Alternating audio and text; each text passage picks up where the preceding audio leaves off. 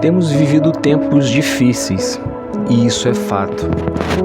Temos sofrido perseguições também, e isso é um fato.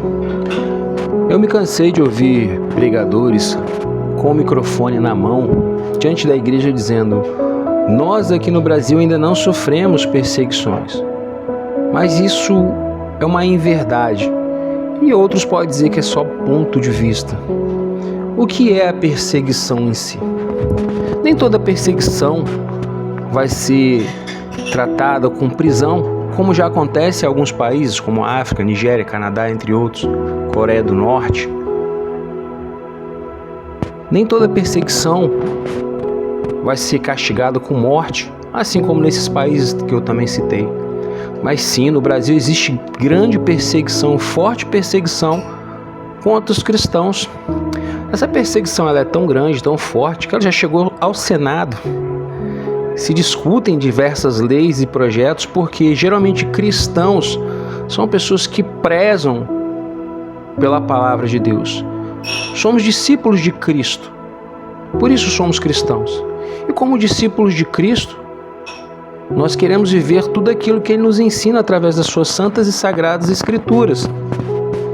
E isso, obviamente, vai contra o sistema. Mas eu não estou aqui para falar com você sobre política. Eu estou aqui para te fazer algumas perguntas antes de ler o texto. Primeira pergunta: você tem acompanhado como a igreja da Nigéria tem sido perseguida? Eu não vou te perguntar nem ao longo dos anos. Vamos falar só desse ano, de janeiro para cá. Tem acontecido um massacre aos cristãos. Aqueles que anunciam que agora o único e verdadeiro Deus deles é Cristo. Eles se reúnem muitas vezes ao escuro, ao relento, em locais que muitos de nós não iríamos. Alguns de nós reclamam quando o ar-condicionado está quebrado, outros reclamam quando o ar-condicionado está forte demais, reclamam do acolchoado do banco, ou do banco não ter acolchoado. Mas esses irmãos não, eles não reclamam, eles apenas glorificam a Deus. E esses irmãos têm vivido momentos difíceis, de grande perseguição. E quando nós cristãos aqui do Brasil sofremos algum tipo de perseguição, logo começamos a entender por que Deus está permitindo isso. Ou questionamos e indagamos ainda mais: será que a minha vida não está em conformidade com aquilo que Deus quer? Somos tolos, porque se examinarmos de fato as Escrituras, perceberemos que, na verdade, tudo isso faz parte do contexto do que já estava previsto. No Evangelho de Mateus, verso 4 diz o seguinte, eu vou ler do 4 ao 12. Bem-aventurados os que choram. Você tem chorado, irmão? Tem sido difícil? Nesse momento que você chora, você acha que Deus se afastou de ti? Você acha que por algum motivo Deus se esqueceu de você? Tolo e enganoso é o coração do homem, porque a segunda parte do versículo diz: porque seremos consolados pelo próprio Deus. Bem-aventurados os mansos. Você tem sido manso mediante as coisas e atrocidades que você tem vivido e visto? Ou você só está pensando em torcer o pescoço daquelas pessoas? Ou você, como Jonas, não vê a hora de que Deus lance fogo e consuma todo esse povo pecador que blasfema contra Deus, que faz diversos tipos de maldade, você quer que eles vão direto para o inferno e não quer anunciar o evangelho para eles? Mas os mansos herdarão a terra. Bem-aventurados os que têm fome e sede da justiça de Deus, porque serão fartos.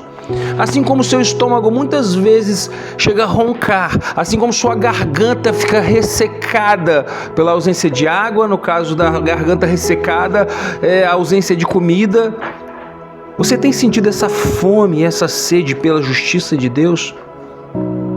Será que temos sentido? Bem-aventurados os misericordiosos. Você todos os dias fala: Senhor, me perdoa porque eu sou falho, me perdoa porque eu sou pecador.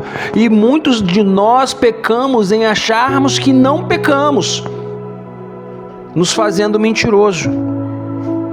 E bem-aventurados os misericordiosos, porque esses sim alcançarão a verdadeira misericórdia de Deus. Bem-aventurados os limpos de coração, porque verão a Deus. Você passa a semana inteira colocando lixo para dentro do seu coração. Nas redes sociais, o que você tem assistido não é edificante. No Netflix, em qualquer outro streaming que você assiste, você não tem nada ali de edificante para o seu espírito. E de repente você está lá na igreja, no culto, e a palavra não fala ao seu coração, os louvores não te quebrantam, e você sai de lá falando: nossa, hoje o culto foi fraco. Durante 5 dias da semana você encheu o seu coração de lixo.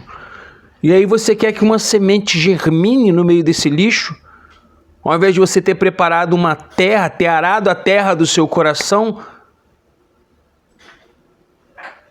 Então fica um pouco difícil se não mantermos os nossos corações limpos diante de Deus. Bem-aventurados os pacificadores, porque serão chamados filhos de Deus. Bem-aventurados os perseguidos. Se você acha que as perseguições que você tem sofrido é por falta de oração, é por falta de buscar a presença de Deus, você está completamente enganado. Bem-aventurados os perseguidos por causa da justiça, porque deles é o reino dos céus.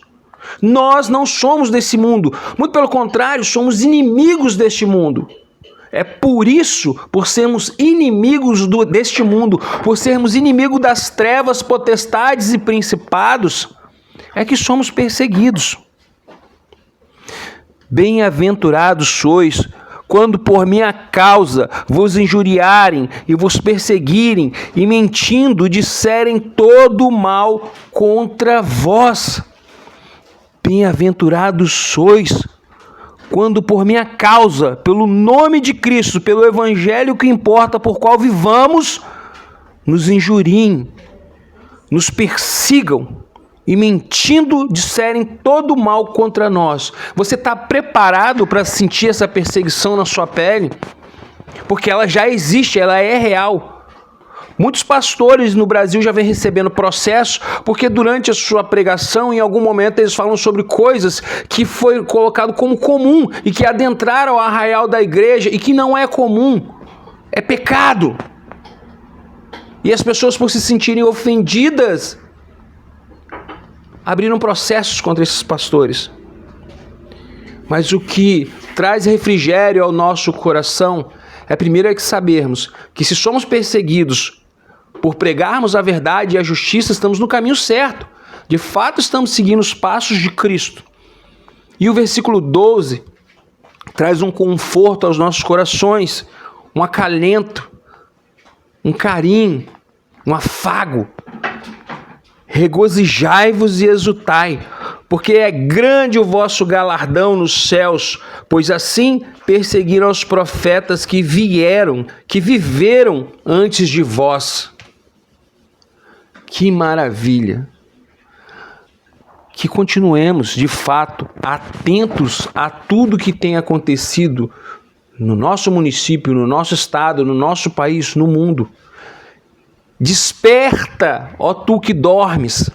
É hora de nós, como igreja, nos despertarmos em oração, pararmos com conflitos internos, pararmos e pensarmos que se o mundo se tornou nosso amigo, nós nos tornamos inimigos de Deus.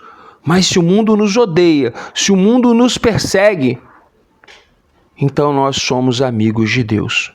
Que Deus abençoe a sua vida, a vida da sua família, e que no decorrer dessa semana, desses dias, a graça, a misericórdia de Deus caia sobre as nossas vidas e nos dê experiências maravilhosas com Ele. Amém?